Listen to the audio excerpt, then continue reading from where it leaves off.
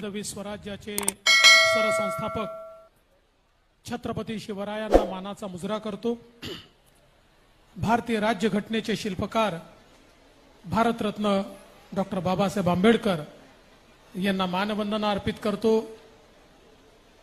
ज्यांनी इंग्रजांना हालवून सोडलं ते भगवान बिरसा मुंडा यांना देखील विनम्र अभिवादन करतो। खासदार सांस्कृतिक महोत्सवाच्या या अतिशय अनोख्या कार्यक्रमामध्ये मंचावर उपस्थित ज्यांच्या संकल्पनेतून हा कार्यक्रम या ठिकाणी सुरू झाला ते आपले लोकप्रिय खासदार सुनील मेंढेजी, आमदार विजयभाऊ रांगडालेजी, परिणय फुकेजी, संजय पुरामजी, हेमकृष्ण कापगातेजी, संजय भेंडेजी, प्रदीपजी पडोळे, नानाभाऊ पंचबुधे, त्याचप्रमाणे संदीपजी ताले, सोमदत्त करंजेकर, कल्याणीताई भुरे, रेखाताई भाजीपाले, रचनाताई गहाणे, आपले आयजी चेरिंग दोर्जे, जिल्हाधिकारी भंडारा योगेश कुंभोजकर, गोंदियाचे जिल्हाधिकारी चिन्मय गोतमारे, भंडाऱ्याचे एसपी लोहित मतानी, ओम कटरे, निशिकांत इल्मे, त्याचप्रमाणे ज्यांनी खऱ्या अर्थानं या आयोजनामध्ये प्रमुख भूमिका निभावली ते आमच्या वहिनी शुभांगीताई मेंढे आणि या ठिकाणी उपस्थित मंचावरील सर्व मान्यवर उपस्थित भगिनी आणि बंधूंनो, मी खासदार सुनीलजी मेंढे यांचं मनपूर्वक अभिनंदन करतो की त्यांनी अतिशय सुंदर असा खासदार सांस्कृतिक महोत्सव या ठिकाणी आयोजित केला। विशेषतः आमच्या आदिवासी संस्कृतीला योग्य मंच मिळाला पाहिजे, आमच्या तरुणाईला मंच मिळाला पाहिजे, या दृष्टीने सगळ्या तालुक्यांमध्ये पहिल्यांदा स्पर्धा घेण्यात आल्या आणि त्यानंतर या ठिकाणी साकोलीला या महोत्सवाचा एक प्रकारे समारोप हा उद्या होणार आहे। आणि मला असं वाटतं की ज्या प्रकारे गोंदिया जिल्हा आणि भंडारा जिल्ह्यातल्या आमच्या कलाकारांना आपल्या सांस्कृतिक कलेचं प्रदर्शन या महोत्सवाच्या माध्यमातून करता आलं, मी त्याबद्दल खासदार साहेब तुमचे अतिशय मनापासून अभिनंदन करतो। खरं तर भंडारा जिल्हा आणि गोंदिया जिल्हा हा एक प्रकारे कलेचं माहेरघर आहे आणि अगदी प्राचीन कालापासून खूप मोठ्या प्रमाणात एक सांस्कृतिक धरोहर ही आपल्याला या जिल्ह्यांमध्ये पाहायला मिळते।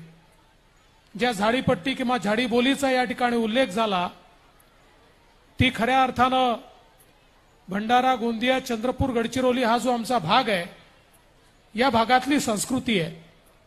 इथली नाटकं असतील, इथलं दंडार असेल, खडीगंमत असेल, मंडई असेल, अशा विविध प्रकारच्या लोककलांनी या ठिकाणी केवळ मनोरंजनच होत नाही तर लोकप्रबोधन देखील मोठ्या प्रमाणात होताना आपल्याला पाहायला मिळतं।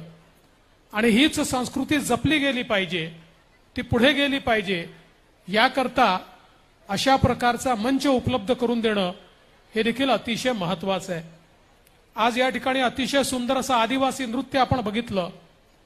आपल्या देशाला आणि विशेषतः महाराष्ट्राला आदिवासी संस्कृतीची एक खूप मोठी परंपरा आहे आणि आपल्याला माहिती आहे की अतिशय समृद्ध अशा प्रकारची परंपरा आदिवासींचं रेला नृत्य असेल किंवा वेगवेगळ्या प्रकारचे सांस्कृतिक कार्यक्रम असतील, त्याला एक वेगळं अशा प्रकारचं फ्लेवर आहे, एक वेगळी झालर आहे।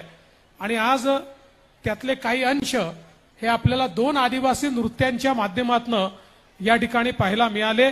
आणि मला असं वाटतं की खरोखर परिणय तुम्ही जे सांगितलं की आमच्या या आदिवासी मुला मुलींना देखील जर योग्य मंच मिळत राहिला तर निश्चितपणे जसं मुंबईहून आलेली ब्रिटन गॉट टॅलेंट या टीमने अतिशय सुंदर परफॉर्मन्स या ठिकाणी दिला, त्यांचं तर अभिनंदन आहेच, पण आमच्या आदिवासी मुलांचं विशेष अभिनंदन मी या ठिकाणी करू इच्छितो की त्यांचाही परफॉर्मन्स हा तसाच अतिशय जोरदार आणि तोलामोलाचा होता आणि निश्चित त्यांना जर योग्य ट्रेनिंग दिलं तर ते देखील अशा मोठ्या मंचांवर आपलं नाव हे निश्चितपणे करू शकतात। आज आपण पाहतोय आपल्या देशामध्ये सातत्याने कला असो क्रीडा असो प्रत्येक गोष्टीमध्ये आपण पुढे चाललो आहोत। आता एशियाड चाललेला आहे आणि एशियन गेम्स मध्ये आजच आपण 100 पदकं पार केली। आपण जी घोषणा केली होती की अबके बार 100 पार, तशा प्रकारे 100 पदकं पार आज आपल्या भारताने केली आहेत। 25च्या वर सुवर्ण पदक आपण मिळवले आहेत आणि मला तर आनंद वाटतो की आपल्या नागपूरचा मुलगा ओजस देवतळे याने 3 सुवर्ण पदकं ही आता एशियन गेम्स मध्ये मिळवलेली आहेत। त्यामुळे आपली मुलं आज कला असो संस्कृती असो किंवा क्रीडा असो प्रत्येक ठिकाणी मोठ्या प्रमाणात काम करतायत, पुढे येतायत, पुरस्कार मिळवतायत। आज ज्या प्रकारे आमची युवा शक्ती या देशामध्ये एक प्रकारे विविध क्षेत्रामध्ये देशाला आपण पुढे नेतोय, माननीय मोदीजींच्या नेतृत्वात आपण सगळ्यांनी बघितलं की चंद्राच्या दक्षिण ध्रुवावर चंद्रयान उतरवणारा पहिला देश हा भारत झाला। हा मान जगातल्या कुठल्याही देशाला नव्हता। जगातल्या अनेक देशांनी प्रयत्न केले, त्यांना जमलं नाही। ज्या दिवशी चंद्रयान हे त्या ठिकाणी चंद्रावर उतरलं, मी जपानमध्ये होतो। दुसऱ्या दिवशी जपानचे 2 नंबरचे सगळ्यात मोठे मंत्री यांच्याशी माझी बैठक झाली, त्यास ते म्हणाले पहिल्यांदा तर मी तुमचं अभिनंदन करतो की तुमच्या भारताचं चंद्रयान हे चंद्रावर उतरलं। मोदीजींचं अभिनंदन करतो की ते साऊथ पोलवर उतरलं आणि म्हणाले विशेष अभिनंदन याकरता करतो की 4 वर्षापूर्वी जपाननेही प्रयत्न करून पाहिला होता पण आम्ही उतरवू शकलो नव्हतो, पण तुमच्या भारताने ते उतरवून दाखवलं, म्हणून तुमचं मी विशेष अभिनंदन करतो। मला असं वाटतं की अशा या परिस्थितीमध्ये निश्चितपणे आपलं ऊर अभिमानानं त्या ठिकाणी भरतं। ज्या प्रकारे आज देशामध्ये मोदीजींच्या नेतृत्वामध्ये मोठ्या प्रमाणात विकास चाललाय, सामान्य माणसाचा या ठिकाणी गरीब कल्याणाचा अजेंडा चाललाय, गोरगरीब असतील, शेतकरी असतील, शेतमजूर असतील, यांच्या जीवनामध्ये परिवर्तन करणाऱ्या विविध योजना या ठिकाणी ऐकल्या जात आहेत। मोठ्या प्रमाणात इन्फ्रास्ट्रक्चर तयार होत आहे। जगातली 5वी सगळ्यात मोठी अर्थव्यवस्था आपण झालो आहोत आणि मोदीजींच्या नेतृत्वात 2030 साली जगातली 3री सगळ्यात मोठी अर्थव्यवस्था ही आता भारत बनतोय। मोठ्या प्रमाणात संधी यातनं तयार होत आहेत, कारण अर्थव्यवस्था जेव्हा मोठी होते त्यावेळी त्यातनं रोजगार निर्मिती होते, त्यातनं संधी तयार होते, त्यातनं तरुणाईच्या हाताला काम मिळतं, तरुणाईला विविध प्रकारच्या अपॉर्च्युनिटीज त्यातनं मिळतात।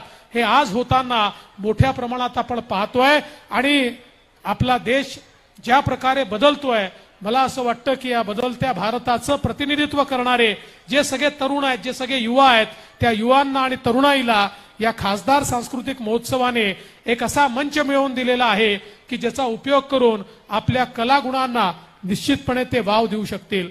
आज खरं म्हणजे मला या गोष्टीचा आनंद आहे की वेगवेगळ्या पद्धतीनं महाराष्ट्राचं सरकार देखील अनेक निर्णय या ठिकाणी घेतंय। आताच खासदार साहेबांनी सांगितलं, मग शेतकऱ्यांकरता ती 6,000 रुपये केंद्राचे असतील तर 6,000 रुपये आपल्या वतीनं देण्याचा निर्णय असेल किंवा धानाच्या बोनसचा निर्णय असेल किंवा या ठिकाणी मागेल त्याला शेततळ किंवा बोडी देण्याचा निर्णय असेल, या ठिकाणी वेगवेगळ्या प्रकारच्या योजना शेतकऱ्यांना त्या ठिकाणी कुठली अट न ठेवता देण्याचा विषय असेल, अशा अनेक गोष्टी आज आपल्या सरकारने सुरू केल्या आहेत। एवढंच नाही तर सामान्य माणसाला त्या ठिकाणी आता महात्मा फुले जनआरोग्य योजनेच्या माध्यमातून 5 लाखापर्यंतचा उपचार हा मोफत देण्याचा निर्णय आपल्या सरकारने घेतलेला आहे आणि आता कुठली अट त्याच्यामध्ये नाही। रेशन कार्ड पांढरा आहे, पिवळा आहे, केशरी आहे का कुठलंही आहे, कुठलंही रेशन कार्ड असेल तरी देखील ती योजना मिळणार आहे। साधं आपल्याकडे जे प्रमाणपत्र असेल, कुठलंही प्रमाणपत्र दिलं तरी 5 लाखापर्यंतचा इलाज हा आता आपल्याला मोफत मिळणार आहे।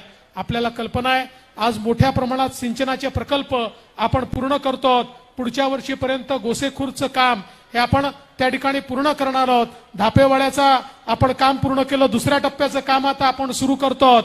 त्यामुळे या ठिकाणी गोंदिया जिल्हा असेल, भंडारा जिल्हा असेल, इथल्या शेतकऱ्यांना मोठ्या प्रमाणात सिंचनाची व्यवस्था मिळाली पाहिजे, हा प्रयत्न आज आपण या ठिकाणी सुरू केलेला आहे.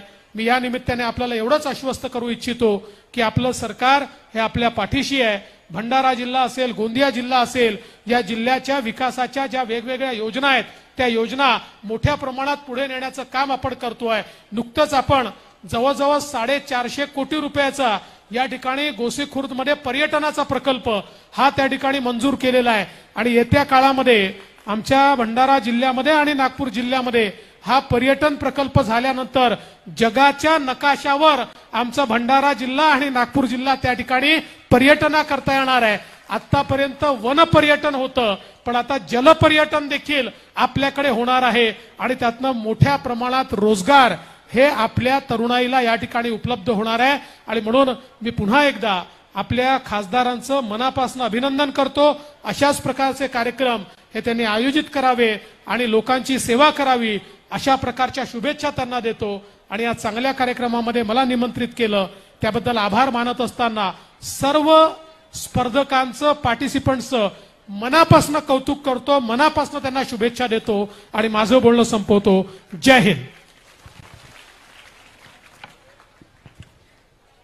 मंडळी एकदा जोरदार टाळ्या होऊन जाऊ द्या. खूप खूप आभार साहेब आपले, तुम्ही आज आमच्या या कार्यक्रमाला आलात, तुमचा बहुमूल्य वेळ आमच्यासाठी दिला, आमच्या या कार्यक्रमासाठी दिला, यासाठी खूप खूप आभार. खासदार साहेबांनी साकोलीमध्ये नाट्यगृहाची मागणी केली आहे.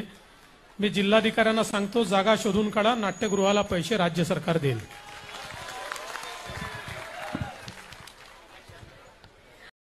नवनवीन बातम्या बघण्यासाठी आमच्या चॅनलला सबस्क्राईब करायला विसरू नका.